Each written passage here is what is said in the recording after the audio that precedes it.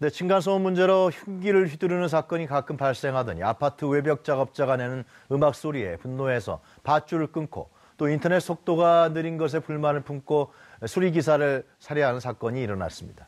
언제부턴가 순간적인 분노와 치미는 화를 참지 못해서 무고한 사람을 살해하는 분노 범죄가 잇따르고 있는데요. 자세한 내용 이슈 10분 체크에서 알아보겠습니다. 한림대학교 학생정신건강연구소 강윤영 교수 모셨습니다. 안녕하십니까? 안녕하세요. 교수님. 네. 이 분노 조절 장애로 해서 많은 범죄가 발생하고 있잖아요. 맞습니다. 지금 제가 오프닝에 잠깐 말씀드렸는데 상당히 범죄가 다양한 것 같습니다. 네, 맞습니다. 어떤 것들이 있습니까, 주로? 그러니까 최근에 네. 모든 국민들을 경악해 했던 게 네. 인터넷 수리를 위해서 갔던 기사를 글쎄 말이야. 인터넷 속도가 느리다는 이유로 살해를 한다든지 지금 아까 사회자님 말씀하셨듯이 네. 층간소음 문제라든지 그리고 묻지마 형태로 네. 어쨌든 각종 형태의 분노 범죄가 굉장히 많은 것 같습니다. 네. 실제로 보면 최근에 20대, 30대를 중심으로 해서 이 분노와 관련한 문제가 심각해지고 있고 네. 실제 병원 진료를 받는 환자들 중에도 분노 조절의 어려움을 호소하는 환자가 급증했습니다. 거의 네. 50% 이상 급증한 그래요? 상태입니다. 네네. 자신의 분노를 참지 못하는 거죠. 네, 그걸 그렇습니다. 그러니까 화를 조절하지 못하는 거다 이렇게 볼 수 있는 겁니까? 네, 맞습니다. 그렇지만 분노 조절 장애라는 진단명이 있지는 않습니다. 아, 그게 네. 그러니까 분노 조절의 장애다라고 흔히들 얘기할 때는 네. 분노는 하나의 감정이고 그 감정이 행동화돼서 어떤 공격적인 행동으로 표출돼서 타인을 해치거나 뭐 기물을 부수거나 하는 형태로 됐을 때 보통 분노 조절 장애라고 얘기하는데요. 네. 사실 그 분노 조절 장애가 진단명은 아니고요. 아, 그래요? 분노 조절 장애를 일으키는 정신과적인 질환은 아주 많습니다. 예를 들어서 뭐 간헐적으로 그 분노를 폭발하는 간헐적 폭발 장애라든지 네. 그다음에 감정이 공격적인 감정이 격앙돼서 공격적인 행동이 나오고 분노 조절이 안 되는 조현병, 조울증이라든지 조현병이라든지 적대적 반항 장애라든지 또 흔히 많이 볼 수 있는 주의력 결핍 과잉운동 장애라든지 굉장히 많은 질환들이 분노 조절의 어려움을 보일 수가 있습니다. 아, 그런 형태로 나타나는 거죠. 분노를 조절하지 못할 경우는 지금 교수님이 말씀하신 어떤 이런 원인적 여러 가지 원인적 질환이 있을 수 있습니다. 그 왜 분노를 조절하지 못하는 걸까요? 그 인간이 분노라는 감정은 굉장히 자연스러운 감정인데요. 아, 자연스러운 감정. 네, 예를 들어 원하는 게 이루어지지 않는다든지 그렇죠. 또는 무시를 당한다든지 여러 형태로 화가 날 수 있는 상황은 많고요. 네. 그때 화가 나는 건 굉장히 자연스러울 텐데요. 그때 화의 감정을 행동화해서 남을 해치거나 하는 이거는 조절이 안 되는 문제거든요. 그러니까 화를 내는 게 문제가 아니라 화가 나는 건 정상적인데 그렇죠. 안 나면 이상한 거죠. 네, 화를 내는 방식이나 이게 문제인데 네. 그걸 조절할 수 있도록 우리는 인간의 뇌가 우리 뇌가 특히 이쪽 앞부분에 있는 전전두엽에 내는 네. 우리의 분노의 감정을 솟구치게 하는 그 소위 말하면 본능적인 뇌의 기능을 억제하는 그런 역할을 하는데요. 아, 감정을 좀 다스리는 네, 거겠죠, 네, 그러니까. 네. 근데 그 기능이 네. 약하다든지 약한 생물학적인 원인이 있다든지 아니면 기질적으로 굉장히 예민하고 까탈스럽고 여러 가지 반응에 과민하는 그런 기질적 특성을 갖고 있다든지 아니면 양육 과정에서 굉장히 비일관된 양육을 경험했거나 학대를 경험했거나 여러 가지 다양한 형태의 사회적인 요인, 심리적인 요인, 생물학적 요인, 기질적 요인 모든 요인들이 복합적으로 작용하는 걸로 돼 있습니다. 네. 그러니까 이것이 지금 이제 교수님 설명을 해주셨는데 이게 여러 가지 질환 형태로 나타난다고 했어요. 그런데 그것이 이제 사회적 위험도로 가는 거죠. 맞습니다. 그 위험도라는 게 어느 정도입니까, 그러니까? 지금 예를 들어 범죄 형태로 가면 네.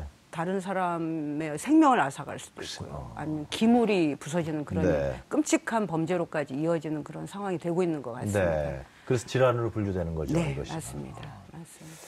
자, 이 분노 조절 장애가 이제 교수님 말씀하신 대로 범죄로 이어지지 않도록 우리 사회에서 힘을 써야 할 텐데요. 맞습니다. 그 어떻게 그 예방할 수 있는 방안이 좀 있나요?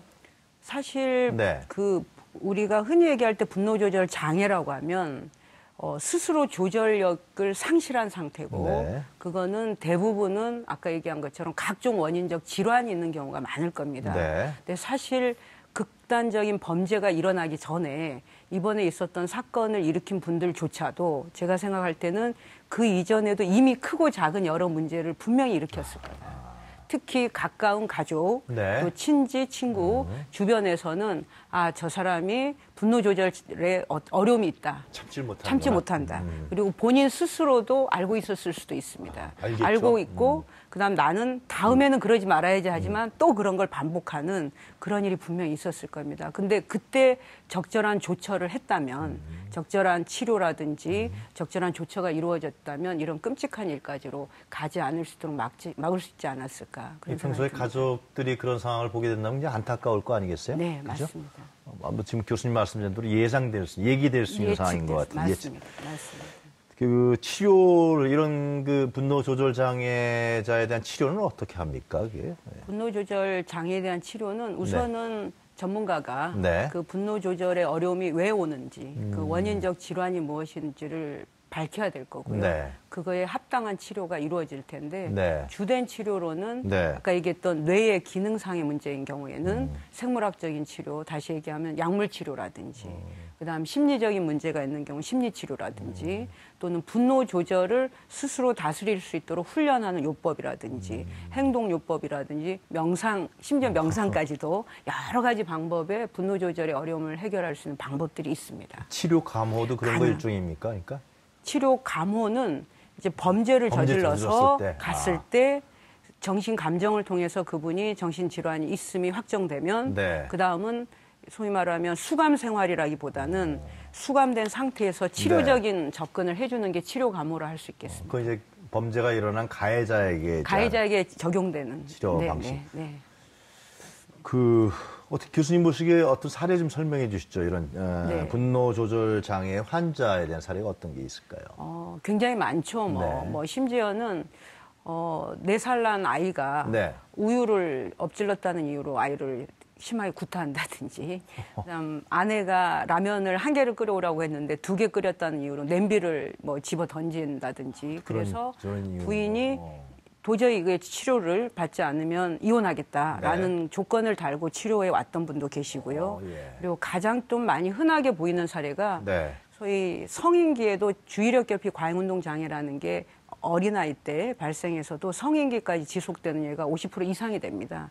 그분들이 주로 호소하는 게 한 직장에 오래 머물러 있지 못하거나 여자친구하고 계속 갈등, 왜 갈등이 네. 생기냐면 순간적인 화를 참지 못해서 수시로 화를 내니까 그걸 못 견딘 여자친구가 계속 소위 말하면 떠나가고를 반복해서 네. 한 20대 청년이 정말 사랑하는 여자친구와 헤어지고 싶지 않은데 그러려면 내 화를 조절해야 되겠다고 해서 병원에 와서 네. 진료를 받아보고 진단을 해보니까 이 친구는 어려서부터 주의력 결핍 과잉운동 장애라는 병이 있었고 그게 성인기까지 지속되는 거였고 네. 그리고 그 청년에 대한 약물 치료 그리고 아까 얘기한 행동요법, 분노조절요법 이걸 통해서 새롭게 만난 여자친구와 아주 잘 지내고요. 직장도 오래도록 잘 다니고 있는 그런 치료 사례들이 많습니다. 사전에 잘 발견하고요. 맞습니다. 주변에서 도와주면은 맞습니다. 충분히.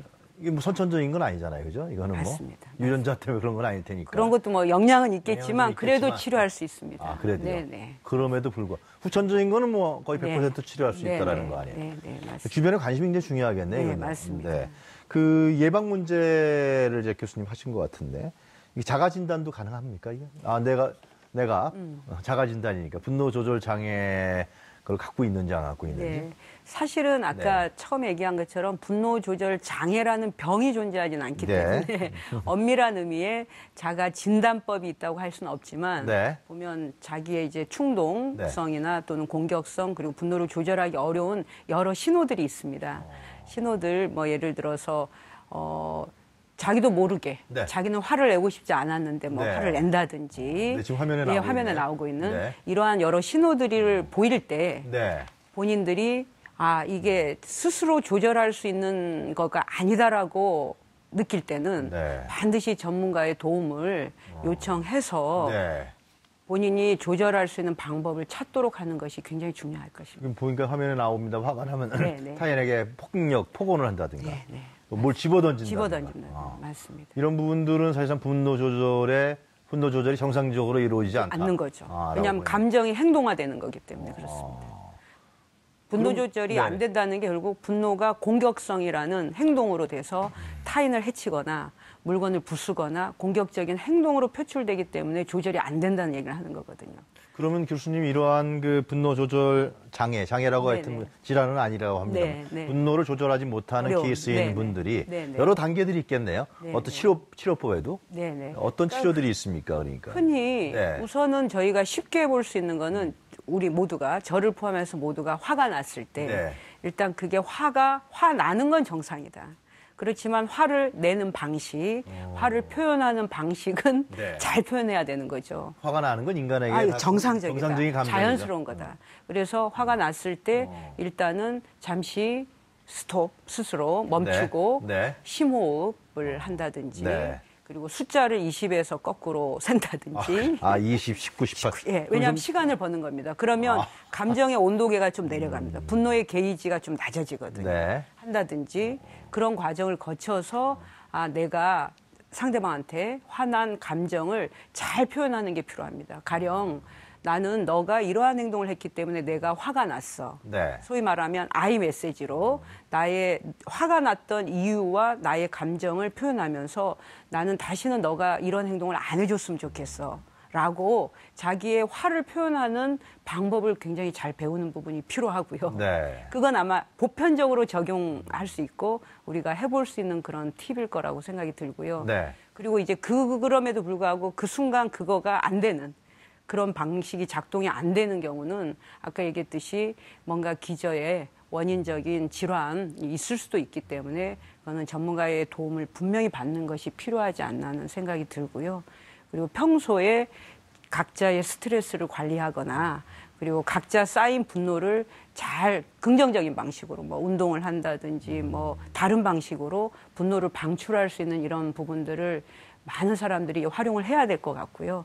그리고 더 중요한 건 분노라는 감정은 전염성이 있습니다. 예, 그러니까 내가 화가 나 있으면 옆에 사람한테도 그 화를 전달할 수 있습니다.